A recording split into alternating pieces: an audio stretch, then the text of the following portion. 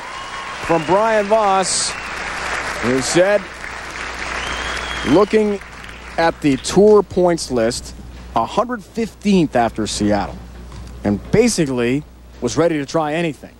He was really struggling with the low numbers. So that's why he made the adjustment with the approach. Yeah, he went from nowhere to now he's in like 17th in about 4 weeks. Double points here, double points at the Masters where he had a great week and almost made this show in Medford. Big shot there. That's how you rebound from an early open. PV, Brian-Voss staying in the match. Things are close, 22-pin lead. This is the lane he was investigating. The right of the TV pair, and obviously made proper adjustments. He knows what he's doing. He stood there and looked at that lane throughout the entire commercial break, and he moved into where Brian-Voss is. What a smart, savvy move. That's some serious maple moxie for Walter Ray Williams Jr. So double 5th and 6th for Walter Ray. Now down 12 pins, chance to cut the deficit just to 2. That early open, well, to open in the 4th anyway, with a low pin count of just 7 for Voss. May come back to bite it. We'll see. That's the proper adjustment on the left of the TV pair. Blisters the rack, 10 down in the pin.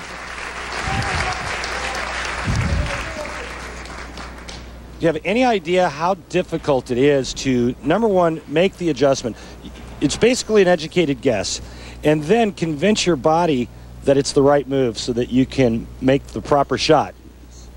Extremely difficult to do. Only the best do it and pull it off. One of the best right here. On that right of the TV pair, Brian-Voss. Yeah! Likes shearing the pins. Checking the days in on the road. As we mentioned, we're in Tucson, 12:30 Eastern next week. Leading into the Days In Open from Dallas, Texas, a couple weeks down the road.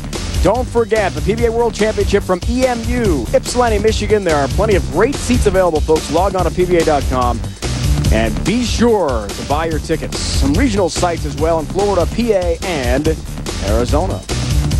Our Days In on the road. Max scores. You see for Brian-Voss at 260. Still got his chance. Help! Number 10. No! Try. Does this guy want to win or what? He's making pure shots, and watch this great break. How bad does Brian-Voss want this championship? As you can plainly see, Coach, Brian-Voss is very emotional. Last night he told us after he made the final 5, took a moment, had some tears. It was emotional for him. A little bit of a cry for Brian last night because of how hard he's worked to get back to elite status, and that is a high shot for Walter Ray Williams Jr. again on the right of the TV pair. The right lane is Walter Ray Williams Jr.'s Achilles heel. He's down 25 pins right now. He did throw the strike in the last frame on that lane, but that obviously was not a very good shot. It didn't look like it was a shot full of confidence. Covers a 3-6-10 nicely for his spare. Tonight, AFC NFC Pro Bowl returning to ESPN. One-of-a-kind NFL event, game for the fan. More mics, cameras, innovative technology like Skycam promise superior access that only ESPN can deliver. Peyton Manning, Jamal Lewis, Priest Holmes lead the AFC against Brett Favre, Amon Green, and Randy Moss of the Vikings. And the NFC, it's all coming up 7:30 Eastern on ESPN. Back to Walter Ray. Almost had a 7-10 to deal with, which Brian-Voss converted last night at Fountain Valley. Number 7 remains. Ball comes in light, swish zone, light mixer, whatever you want to call it, but leaves the 7-pin in a situation where Walter Ray really needed to strike. Brian-Voss in command.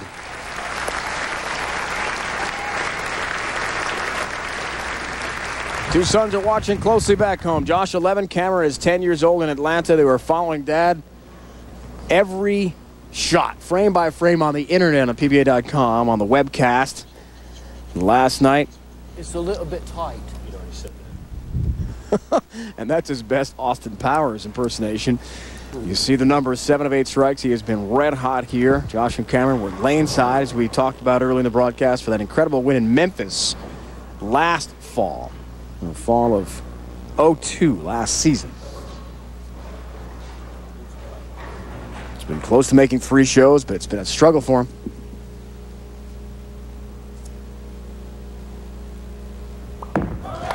He's focused.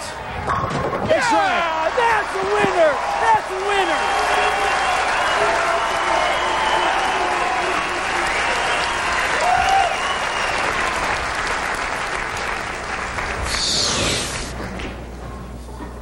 Absolutely perfect in the 9th frame that wraps up the match. Watch the whole crowd. Stay lined up here. Just needs 5 pins here, Randy. And it'll shut out Walter Ray Williams Jr. Advance on to the next round. There she is. Another strike for BV. Brian-Voss is through to take on Chris Barnes. Last night, Brian-Voss told us that after the tournament in Seattle, his bowling life was on the line with 9 weeks to go. A lot of soul searching. He basically had no feel, no nothing. He went back to basics, back to 4 steps, which is what he used on tour for 14 years, and all of a sudden found some timing. Well, fast track to the end for Walter Ray Williams Jr. The late open for him in the foundation was just a killer. A lack of pin count anyway for Walter Ray. And the open he had in the 4th. Each had opens in the 4th.